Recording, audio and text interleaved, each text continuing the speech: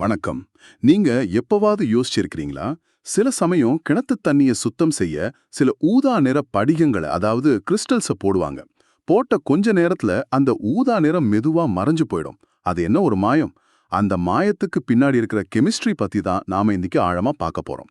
இது உங்க unit 4 the D and F block எலிமெண்ட்ஸ்ல இருந்து ஒரு ரொம்ப முக்கியமான டாபிக். டாபிக் பேர் some important compounds of transition elements. நாம இன்னைக்கு சில டிரான்சிஷன் எலிமெண்ட்ஸோட சூப்பர் ஸ்டார் காம்பவுண்ட்ஸை பத்தி அலச போறோம். ஆமாம். இந்த காம்பவுண்ட்ஸ பத்தி நாம ஏன் தெரிஞ்சுக்கணும்னா, இதுங்க வெறும் கெமிக்கல் நேம்ஸ் மட்டும் இல்ல. இவங்க தான் டி பிளாக் கெமிஸ்ட்ரியோட நிஜ வாழ்க்கை உதாரணங்கள். இந்த சேர்மங்களோட நிறம், அதோட ரியாக்டிவிட்டி, அதோட பயன்கள் இதையெல்லாம் வச்சுதான் நாம டிரான்சிஷன் மெட்டல்ஸோட ப்ராப்பர்ட்டிஸை உண்மையிலேயே புரிஞ்சுக்க முடியும். பரீட்சையிலயும் இது அடிக்கடி கேட்கப்படுற ஒரு பகுதி. So let's get started. சரி, இது கொஞ்சம் ஒரு மெக்கமா பார்க்கலாம். ரொம்ப எளிமையா சொல்லணும்னா, டிரான்சிஷன் மெட்டல்ஸ் ஒரு பலதிறன் கொண்ட கலைஞர்கள்னா அவங்க உருவாக்குற சேர்மங்கள் தான் அவங்களோட பிரபலமான கலைப்படைப்புகள். சரியா. அருமையான ஒப்பீடு. பொட்டாசியம் பெர்மாங்கனேட் அதாவது KMnO4ஓட அந்த அடர் ஊதா நிறம், பொட்டாசியம் டைக்ரோமேட் K2Cr2O7ஓட ஆரஞ்சு நிறம், அப்புறம் copper sulphate pentahydrate CuSO4 5H2O ஓட நீல நிறம், இதெல்லாமே டிரான்சிஷன் மெட்டல்ஸால மட்டும் உருவாக்க முடிகிற தனித்துவமான வண்ணமயமான ரியாக்டிவ் காம்பவுண்ட்ஸ்க்கு ஒரு நேரடி சாட்சி. வாவ்!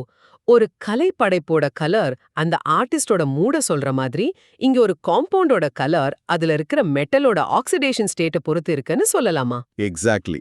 இங்க உண்மையில என்ன நடக்குதுன்னு பார்க்கலாம். முதல்ல potassium permanganate KMnO4.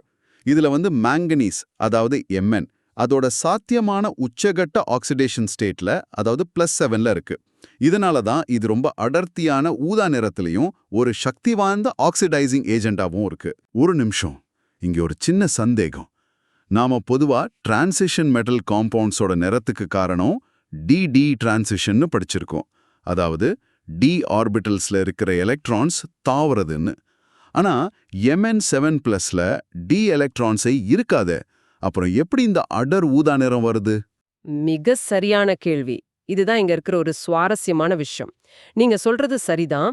Mn7+ல D electrons கிடையாது. அதனால இங்க டி டிரான்சிஷன் நடக்க வாய்ப்பில்ல. ஓ, அப்ப எப்படி? இந்த அடர் ஊதா நிறத்துக்கு காரணம் சார்ஜ் டிரான்ஸ்ஃபர் அப்படிங்கிற ஒரு நிகழ்வு. இதுல ஆக்சிஜன் ஆட்டம்ல இருந்து ஒரு எலக்ட்ரான் ஒரு நொடி பொழுதுக்கு மாங்கனீஸ் ஆட்டமுக்கு தாவுது. இது அணுக்களுக்கு நடுவுல நடக்கிற ஒரு சின்ன மின்னல் மாதிரி. இந்த எலக்ட்ரான் பரிமாற்றம் தான் இவ்ளோ தீவிரமான நிறத்தை உருவாக்குது. இது ஒரு விதிவிலக்கு, ஆனா ரொம்ப முக்கியமான ஒண்ணு. இன்கிரெடிபிள். அப்போ இது வழக்கமான விதிக்கு ஒரு எக்ஸெப்ஷன். சரி, அடுத்தது பொட்டாசியம் டைக்ரோமேட். ஆமா. K2Cr2O7ல குரோமியம் Cr +6 ஆக்சிடேஷன் ஸ்டேட்ல இருக்கு. இது ஒரு பிரகாசமான ஆரஞ்சு நிறத்துல இருக்கிற ஒரு வலுவான ஆக்சிடைசிங் ஏஜென்ட். அடுத்ததா காப்பர் சல்ஃபேட் CuSO4 5H2Oல Cu2+ அயனிய சுத்தி வாட்டர் மாலிக்யூல் சேர்ந்து ஒரு காம்ப்ளெக்ஸா இருக்கு. அந்த CuH2O4 2+ காம்ப்ளெக்ஸ் தான் சிவப்பு நிற ஒளிய அப்சார்ப் பண்ணிட்டு நமக்கு நீல நிறத்தை காட்டுது. ஓகே, கடைசியா அயன் காம்பவுண்ட்ஸ். ஆமா. Fe2+ வெளிர் பச்சை நிறத்திலையும் Fe3+ மஞ்சள் பழுப்பு நிறத்திலையும் இருக்கும். ஒரே உலோகம் வெவ்வேறு ஆக்சிடேஷன் ஸ்டேட்ஸ்ல எப்படி வெவ்வேறு நிறங்களை காட்டுதுங்கிறதுக்கு இது ஒரு பெர்ஃபெக்ட் எக்ஸாம்பிள். சரி, இதையெல்லாம் மனசுல வச்சுக்க ஒரு வழிகாட்டுதல் மாதிரி ஒரு ஆங்கர் டெஃபினிஷன் இருக்கா? கண்டிப்பா. இதை நீங்க பரீட்சைக்காக ஞாபகம் வச்சுக்கலாம். Important compounds of transition elements demonstrate the characteristic properties, color, multiple oxidation states, oxidizing power that arise from partially filled d orbitals and are widely used in laboratory and industrial applications. இங்க ஒரு புதுவான தவறான புரிதல் இருக்கு. என்னது? நிறைய பேர் KMnO4ஓட ஊதா நிறத்துக்கும் அதோட ஃபங்க்ஷனுக்கும் சம்பந்தம் இல்லைன்னு நினைப்பாங்க. ஆனா உண்மை என்னன்னா, அந்த ஊதா நிறமே அதுல இருக்கிற மாங்கனீஸோட ஹை ஆக்சிடேஷன் ஸ்டேட் +7க்கும் அதோட சக்தி வாய்ந்த ஆக்சிடைசிங் எபிலிட்டிக்கும் ஒரு க்ளூ தான். அது ஒரு எலக்ட்ரான் பசியில் இருக்கிற மாலிக்யூல்னு சொல்லலாம். இந்த வெவ்வேறு சேர்மங்களோட சக்தி, அதோட நிறம், இது எல்லாம் எப்படி சுலபமா ஒப்பிட்டு ஞாபகம் வச்சுக்கிறது? இத இப்படி யோசிச்சு பாருங்க. இந்த சேர்மங்களோட ஆக்சிடைசிங் சக்தி, அதாவது மத்தவங்க கிட்ட இருந்து எலக்ட்ரானை வாங்குற திறன், அதோட ஆக்சிடேஷன் ஸ்டேட்டை பொறுத்திருக்கு. பொட்டாசியம் பெர்மாங்கனேட்ல Mn+7 ஸ்டேட்ல இருக்கு. இதுதான் உச்சம். பொட்டாசியம் டைக்ரோமேட்ல Cr+6 ஸ்டேட்ல இருக்கு. இதுவும் சக்தி வாய்ந்தது. ஆனா பெர்மாங்கனேட்டை விட ஒரு படி குறைவு. காப்பர் சல்ஃபேட்ல Cu+2 ஸ்டேட்ல இருக்கு. அது ரொம்ப மிதமானது. ஓ, அப்போ இது ஒரு போடியோ ஃபினிஷ் மாதிரி இருக்கே. பெர்மாங்கனேட் அதோட +7 ஸ்டேட்னால தங்கப் பதக்கம் வாங்குது. டைக்ரோமேட் அதோட +6 ஸ்டேட்னால வெள்ளி பதக்கம். காப்பர் அதோட +2 ஸ்டேட்னால வெண்கல பதக்கம் வாங்குதுன்னு சொல்லலாமா? That's an excellent way to put it. இது ஒரு அருமையான அனாலஜி. அந்த பதக்கத்தோட மதிப்பு மாதிரி இந்த சேர்மங்களோட ஆக்சிடேஷன் ஸ்டேட் அதோட ரியாக்டிவிட்டி லெவலை குறிக்குது.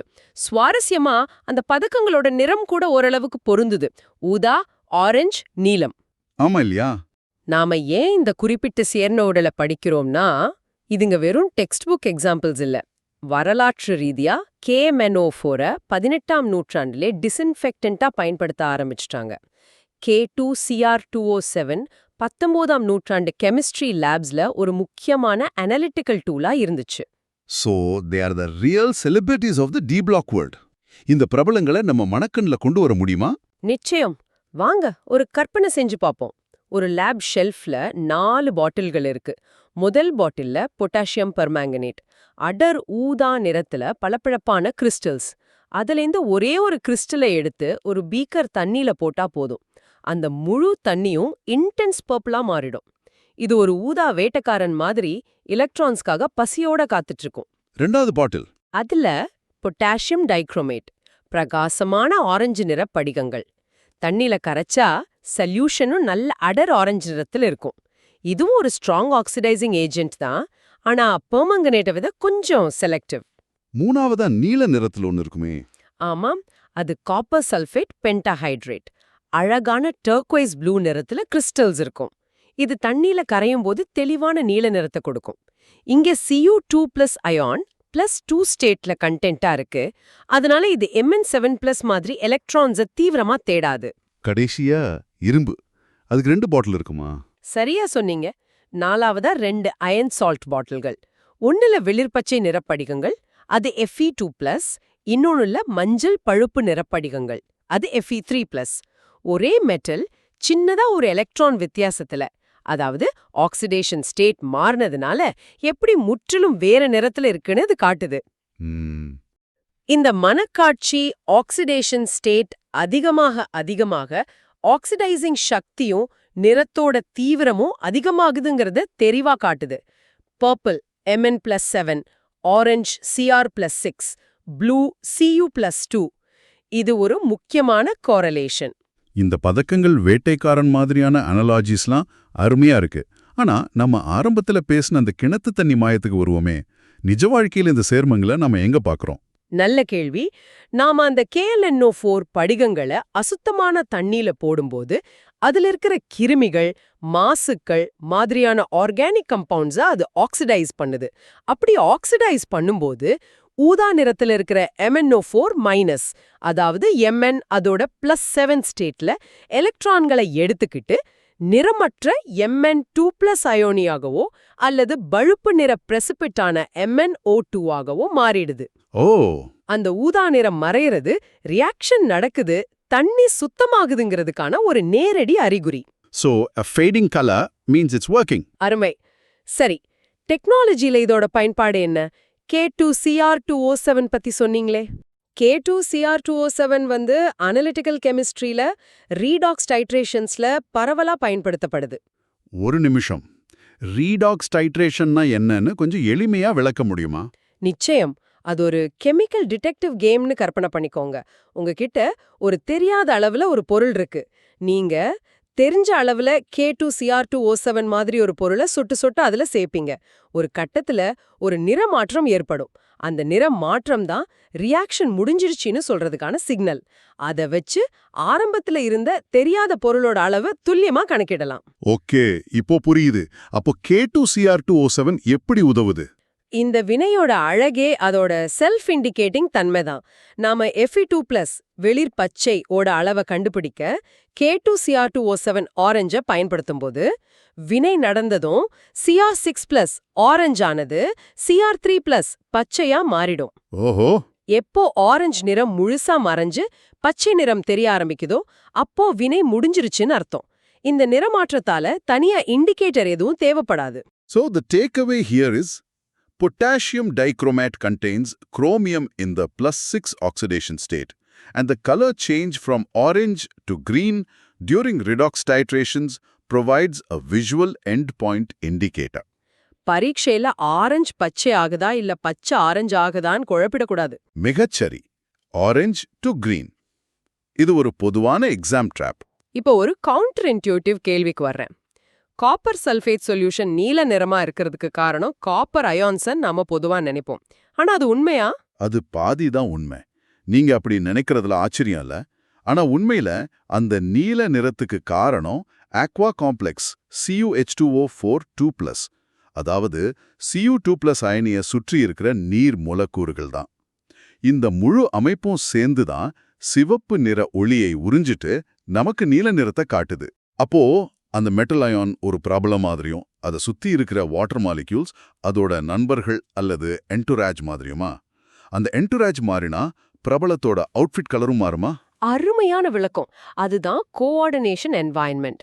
ஒரு டிரான்சிஷன் மெட்டலோட நிறம் அந்த அயனியை மட்டும் சார்ந்து இல்ல, அதை சுற்றி என்ன மாலிக்யூல்ஸ் இருக்குங்கிறதையும் பொறுத்து தான் அமையும். இதுக்கு ஒரு சிறந்த சான்று அன்ஹைட்ரஸ் CuSO4, அதாவது நீர் இல்லாத காப்பர் சல்ஃபேட். நிறமற்றதா ஒரு வெள்ளை தூளாதான் இருக்கும். அப்படியா? ஆமா, தண்ணிய சேர்த்தாதான் அந்த அழகான நீல நிறம் வரும். அப்போ காப்பர் பத்தின முக்கியமான குறிப்பு என்னன்னா, copper sulphate pentahydrate CuSO4.5H2O is vivid blue due to the CuH2O4 complex, not the Cu² ion alone. இந்த கோஆர்டினேஷன் கெமிஸ்ட்ரியோட முக்கியத்துவத்தை இது காட்டுது. அப்சல்யூட்லி. கடைசியா நம்ம அயன் ஃப்ரெண்ட்ஸ்க்கு வருவோம். Fe2+ இருந்து Fe3+ மாறும்போது வெளிர் பச்சையிலிருந்து மஞ்சள் பழுப்பு நிறமா மாறுதுன்னு சொன்னீங்க. இதுக்கும் நம்ம அன்றாட வாழ்க்கையில பார்க்கறதுக்கும் ஏதாவது தொடர்பு இருக்கா? உதாரணமா துரு பிடிக்கிறதுக்கும் இதுக்கும் சம்பந்தம் உண்டா? மிக அருமையான இணைப்பு. நீங்க கேட்டது 100க்கு 100 சரி. இரும்பு துருப்பிடிக்கிறது இந்த கெமிக்கல் சேஞ்சோட ஒரு நேரடி விளைவுதான். காத்துலயும் ஈரப்பதத்திலயும் இருக்கிற ஆக்சிஜன் முன்னிலையில வெளிர்பச்சை நிறத்துல இருக்கிற Fe2+ ரொம்ப சுலபமா ஆக்சிடைஸ் ஆகி ஸ்டேபிளான Fe3+ மாறிடும். இந்த Fe3+ தான் ஹைட்ரேட்டட் அயன் 3 ஆக்சைடா, அதாவது துருவா உருவாகுது. அதனால தான் துரு எப்பவும் அந்த மஞ்சள் பழுப்பு நிறத்துல இருக்கு. அப்போ ஒரு இரும்பு ஆணி மழையில நனையும் போது நாம பார்க்குற அந்த நிறமாற்றம் ஒரு அட்டாமிக் லெவல்ல நடக்கிற எலக்ட்ரான் லாஸ் தான். That's fascinating. அப்போ இரும்புக்கான எக்ஸாம் சேஃப் டேக்அவே என்னவா இருக்கும்? இதுதான். Iron compounds form pale green solutions, while iron compounds form yellow-brown solutions, reflecting their different oxidation states D6 versus D5. இந்த நிறம் மற்றும் ஸ்டெபிலிட்டியில உள்ள வித்தியாசம் நம்ம ரத்தத்துல ஹீமோகுளோபின் எப்படி ஆக்சிஜனை கொண்டு செல்லுதுங்கிறது உட்பட பல பயாலஜிக்கல் ப்ராசஸஸ்க்கு அடிப்படையா இருக்கு. சரி, நாம இவ்வளவு நேரம் பேசினதை ஒரு முறை தொகுத்து பார்க்கலாம். ஒரு சின்ன சுருக்கம். கண்டிப்பா. முதல்ல டிரான்சிஷன் மெட்டல் சேர்மங்களை அதோட மாஸ் பீசஸா ஞாபகம் வச்சுக்கோங்க. ஒவ்வொன்றும் அதோட நிறம் வினைத்திறன்ல தனித்துவமானது. ரெண்டாவதா அந்த பதக்கங்கள் அனாலஜி. KMNO4 தங்க பதக்கம், ஊதா +7 சக்தி அதிகம், K2Cr2O7 வெள்ளி பதக்கம், ஆரஞ்சு +6, CuSO4 வெண்கல பதக்கம், நீலம் +2. மூணாவதா நிஜ வாழ்க்கை உதாரணங்கள். KMNO4 கிணத்து தண்ணியை சுத்திகரிக்கிறது, நிறம் மறைஞ்சு போறது அது வேலை செய்துங்கிறதுக்கு அடையாளம். K2Cr2O7 ஆய்வகங்கள்ல டைட்ரேஷன்ல நிறம் காட்டியா பயன்படுறது. கடைசியா பரீட்சைக்காக ரொம்ப முக்கியமான ஒரு வரி. High oxidation state equals to vivid colour plus strong oxidising power. ஒரு உலோகத்தோட ஆக்சிடேஷன் ஸ்டேட் எவ்வளவு அதிகமா இருக்கோ அது அவ்வளவு எலக்ட்ரான் பசியோட இருக்கும். அதோட நிறமும் அவ்வளவு தீவிரமா இருக்கும். இன்னைக்கு நம்ம டிரான்சிஷன் மெட்டல் சேர்மங்களோட நிறங்கள் அதுங்களோட ஆக்சிடேஷன் ஸ்டேட்ஸையும் கோஆர்டினேஷன் என்வாயன்மெண்ட்டையும் எப்படி சார்ந்திருக்குன்னு ஆழமா பார்த்தோம். காப்பர் அயானிய தண்ணி மூலக்கூறுகள் சூழ்ந்திருக்கும் போது அது நீல நிறமா தெரியுது. So here's something for you to think about. அந்த நீல நிற காப்பர் சல்ஃபேட் கரைசல்ல தண்ணிக்கு பதிலா நாம அம்மோனியாவை சேர்த்தா என்ன ஆகும்னு நினைக்கிறீங்க? காப்பர் அயானிய சுத்தி இருக்கிற நண்பர்களை மாத்துனா அது உருவாக்குற அந்த லைட் ஷோ, அதாவது அதோட நிறம் மாறுமா? அப்படி மாறுனா எப்படி மாறும்? யோசிச்சு பாருங்க.